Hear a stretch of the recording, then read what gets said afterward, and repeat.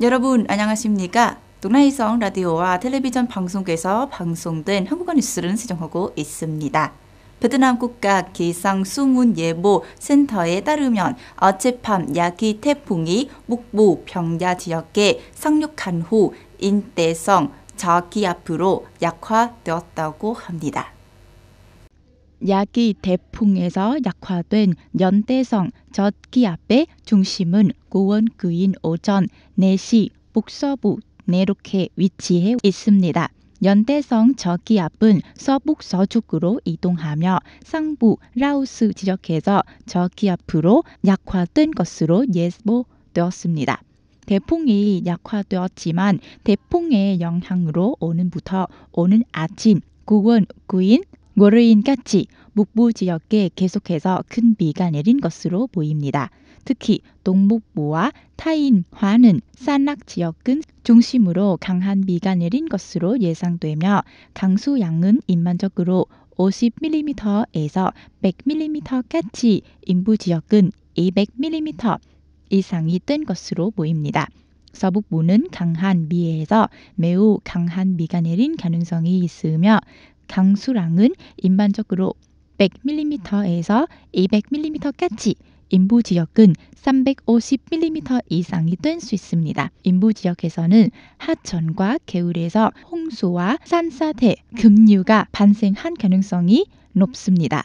특히 광릉, 랑선, cao bằng, 화분의 작은 강에서는 홍수 경보 2에서 3단계까지 올라간 가능성이 있습니다. 또한 북부 평야 지역의 도시와 지방에서는 집중호우로 인해 침수 위험이 매우 높으며 북부 지역과 타인화에서는 급류와 산사태 위험도 큽니다. 베트남 국가 기상수문예보 센터와 관련 예보 기관들은 위에서 언급한 지역의 비와 홍수 상황은 면밀히 관찰하며 중앙 및 지방의 재난 대응 기관에 신속하게 정확한 정보를 제공하여 적시에 효과적으로 대응할 수 있도록 조치한 것입니다. 베트남 기획투자부 외국인 투자국에 따르면 8월 31일에 기준으로 신규 등록 자본 조정 및 지분 잠열은 포함한 외국인 투자자들의 총 등록 자본이 200억 달러를 초과했으며 이는 2023년 같은 기간에 비해 10% 증가한 수치였습니다.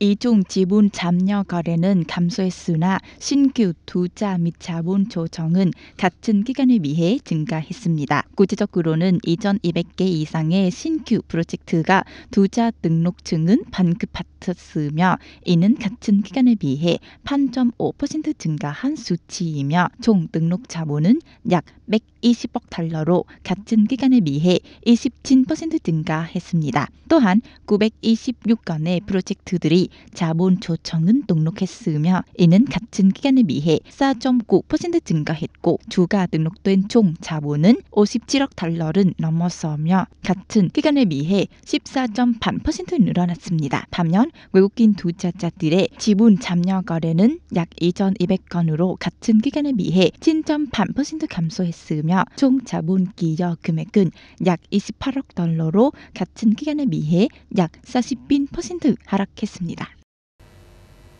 동나이성 정보통신청은 동나이성 교육훈련청, 성청년단, 동나이성 과학기술연합회 및 락홈대학교와 함께 IPPG 그룹 지원과 동반으로 2024년 동나이성 로보치 대회의 결승청은 개최했습니다.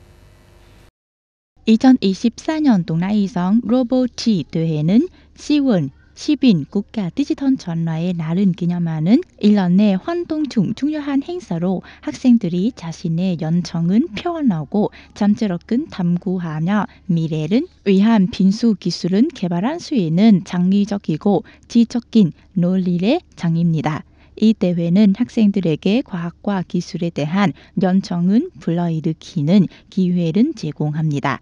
2024년 동나이성 로보치 대회는 8월 14일부터 8월 28일까지 진행된 예선은 거쳤으며 69개 이상의 팀과 200명 이상의 초등학교, 중학교 및 고등학교 학생들이 참여했습니다. 그 결과 29개의 우수한 팀이 결승에 진출하게 되었고 참가 팀들은 연령대에 따라 3개의 그룹으로 나뉘며 결승전에서 심사위원과 관객 앞에서 자신들의 로봇을 선보입니다.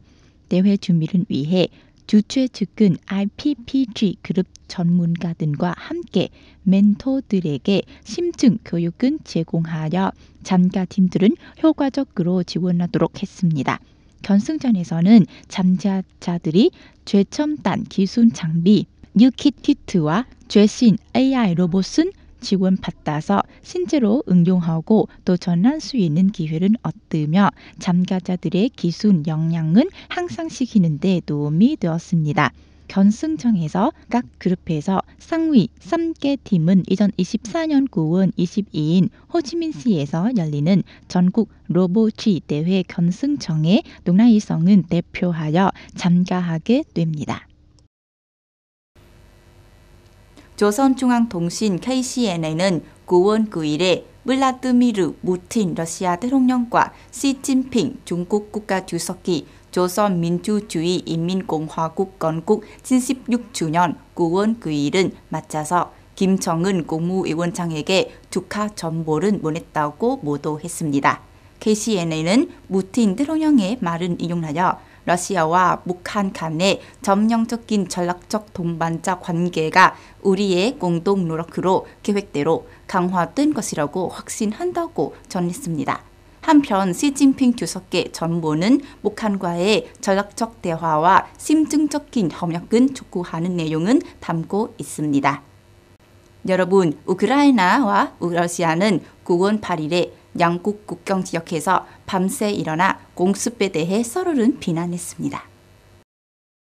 우크라이나 북동부 지역 군사 당국은 텔레그램에 게시한 글을 통해 러시아군이 수밀을 공격하여 2명이 사망하고 4명이 부상을 입었으며 그중 2명은 어린이라고 밝혔습니다.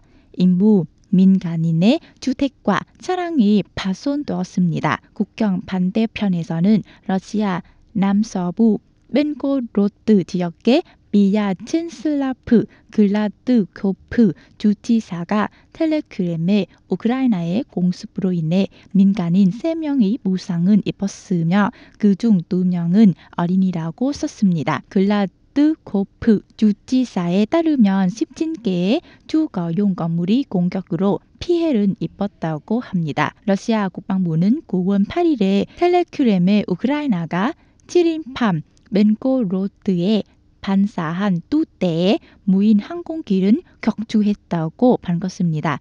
수미와 벤고로드는 최근 빈번히 공격을 받고 있으며 양측 모두 민간인은 겨냥한 공격을 부인하고 서로의 중요 인프라를 파괴하기 위한 공격이라고 주장하고 있습니다. 동아이성 라디오와 텔레비전 방송국에서 방송된 한국어 뉴스를 시청해주신 시청자 여러분께 감사드립니다. 안녕히 계시고 다음에 뵙겠습니다.